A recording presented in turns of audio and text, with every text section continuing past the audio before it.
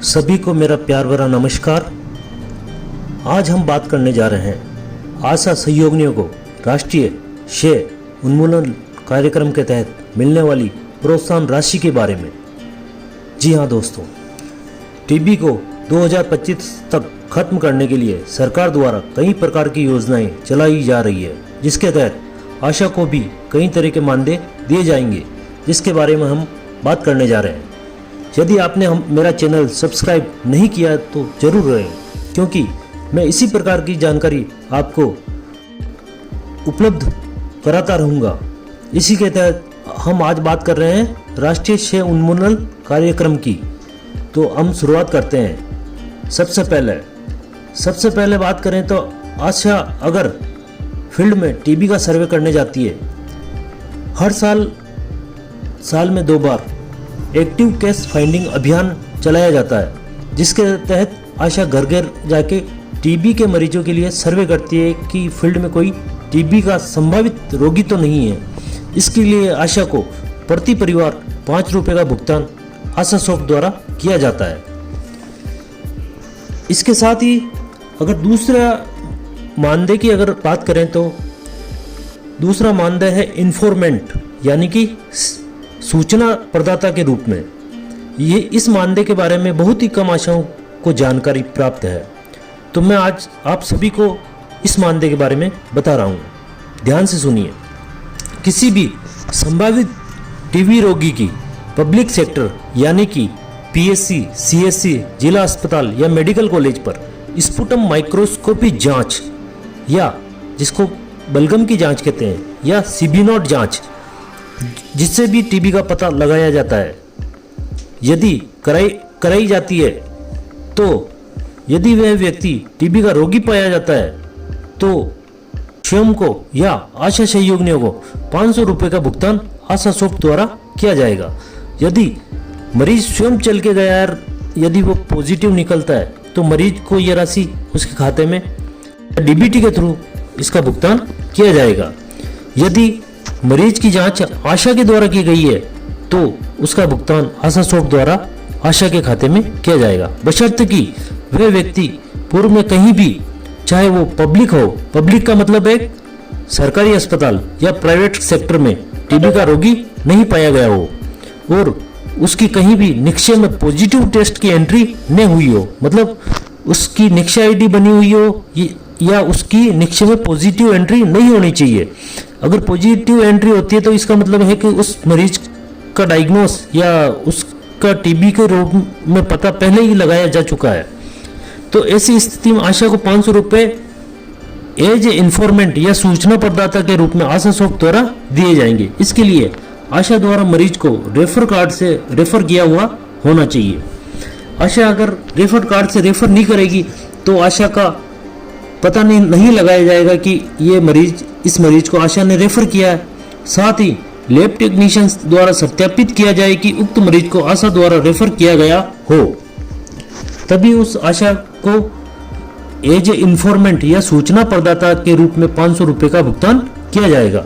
ये पैसा किसी सरकारी कर्मचारी को नहीं दिया जाएगा, चाहे वो नियमित हो या संविदा पे हो। ये पैसा केवल मात्र या तो कोई सामाजिक कार्यकर्ता हो या आशा हो या मरीज स्वयं हो, उनको ही मिलेगा, ना कि किसी सरकारी कर्मचारी को मिलेगा। उसके बाद में बात करते हैं, यदि मरीज में टीबी पाई जाती है, यदि किसी भी मरीज को सामान्य टीबी की बीमारी यानी कि कैटेगरी फर्स्ट शुरू होने पर उस मरीज को पूरा उपचार प्रदान करने पर, जो कि 6 माह का होता है, और 6 माह पश्चात मरीज पूर्ण रूप से ठीक होने पर या अपना इलाज पूरा सफलतापूर्वक कंप्लीट करने पर आशा को 1000 रुपये की राशि, यदि उस आशा ने उस मरीज को दवा खिलाई है, तो उसका भुगतान आशा सॉफ्ट द्वारा किया जाएगा। इसमें उस मरीज का फॉलोअप भी आशा को करवाना होगा, जो कि पहला फॉलोअप 56 डोज जिसको आईपी कहते हैं, उसके बाद दूसरा फॉलोअप इलाज पूर्ण होने के बाद यानी कि सीपी के बाद। सीपी की डोज 112 दिन की होती है, और आईपी की डोज 56 दिन की होती है। इस प्रकार कुल डोज हो गई 168 डोज होती है। 168 डोज खिलाने के बाद उस आशा को आशा सॉफ्ट द्वारा इसका भुगतान किया जाएगा। और आजकल कैटेगरी फर्स्ट ही चलती है, कैटेगरी सेकंड अब बंद हो गई है और सेकंड कैटेगरी किसी भी मरीज को नहीं दी जाती है। इसके बाद में अब बात करते हैं एमडीआर टीबी की। एमडीआर टीबी का अगर आशा इलाज खिलाती है तो उस कंडीशन में आशा को कितने रुपए का भुगतान होगा। तो एमडीआर की बात करें तो एमडीआर टीबी में 3 प्रकार का कोर्स दिया जाता है। पहला होता है ऑल ओरल एच मोनोपोली, जो कि 6 माह का होता है। इसमें जांचें 3 महीने के बाद प्रारंभ हो जाती है, जो 6 माह तक होती है। 3 महीने में स्पुटम माइक्रोस्कोपी व कल्चर की जांच होती है। चौथे व 5वें महीने में स्पुटम माइक्रोस्कोपी व 6ठे महीने में स्पुटम माइक्रोस्कोपी व कल्चर दोनों जांचें करानी होती है। उसके पश्चात आशा को आशा सॉफ्ट से कैटेगरी फर्स्ट के तहत भुगतान हेतु आवेदन करना होता है। अगर आपने एच मोनोपोली का 6 माह का कोर्स खिलाया है तो उसका भी भुगतान आपको 1000 रुपये मिलेगा, जिसके 1000 रुपये आशा को आशा सॉफ्ट से मिलते हैं, क्योंकि ये कोर्स 6 माह का ही होता है। इसमें किसी प्रकार के इंजेक्शन मरीज को नहीं दिए जाते हैं। इसके बाद में अगर एमडीआर की बात करें तो एमडीआर में दूसरी कैटेगरी होती है शॉर्टर एमडीआर रेजिमेन या शॉर्ट कोर्स रेजिमेन। यह 9 माह का कोर्स होता है, जिसे 2 महीने और बढ़ाया जा सकता है। मतलब ये 9 से 11 महीने का कोर्स होता है, जो कि मरीज की जांचों पर निर्भर करता है। ये 2 माह बढ़ाना मरीज की जांच पर निर्भर करता है। इसमें मरीज के 4 महीने तक इंजेक्शन लगाए जाते हैं। चौथे महीने में कल्चर और स्पुटम माइक्रोस्कोपी की जांच कराई जाती है। यदि स्पुटम माइक्रोस्कोपी की जांच पॉजिटिव आती है तो आईपी को 2 माह और बढ़ाया जाता है, और यदि जांच नेगेटिव आती है तो आईपी 4 महीने की दी जाती है। मतलब 4 महीने तक उसके इंजेक्शन लगाए जाते हैं। उसके बाद सीपी 5 माह की होती है। इसमें आशा को प्रोत्साहन राशि आईपी के 2000 रुपये और सीपी के 3000 रुपये आशा सॉफ्ट से दिए जाते हैं। आशा सॉफ्ट में इसकी एंट्री कैटेगरी 4 में होती है। उसके बाद आईपी व सीपी में दिनांक डाली जाती है। आईपी की सीपी की दिनांक डाली जाती है, साथ ही निश्चय आईडी नंबर भी डाले जाते हैं और उसके मरीज का नाम वगैरह सारी डिटेल आशा सॉफ्ट के अंदर भरी जाती है। उसके बाद भुगतान की कार्रवाई की जाती है। ये भुगतान भी तभी दिया जाता है जब मरीज ने पूर्ण उपचार लिया हो और क्योर्ड और उसने ट्रीटमेंट कंप्लीट कर लिया हो। क्योर्ड का मतलब होता है कि मरीज की सारी जांचें नेगेटिव है। मरीज क्योर्ड जब होता है जब उसकी समस्त जांचें नेगेटिव हो। जांच 4थे महीने से प्रारंभ होती है, जो 6 माह तक नियमित होती है, और उसके बाद 9 माह पश्चात आखिरी जांच होती है। इसमें 4थे महीने में कल्चर और माइक्रोस्कोपी की जांच होती है, 5वें महीने में माइक्रोस्कोपी और 6ठे महीने में भी माइक्रोस्कोपी, और उसके बाद 9 महीने बाद कल्चर की जांच और माइक्रोस्कोपी की जांच कराई जाती है। ये हो गया शॉर्टर एमडीआर।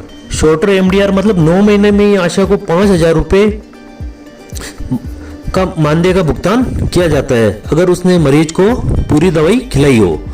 तो आप इस प्रकार 9 महीने में ही 5000 का भुगतान उठा सकते हैं।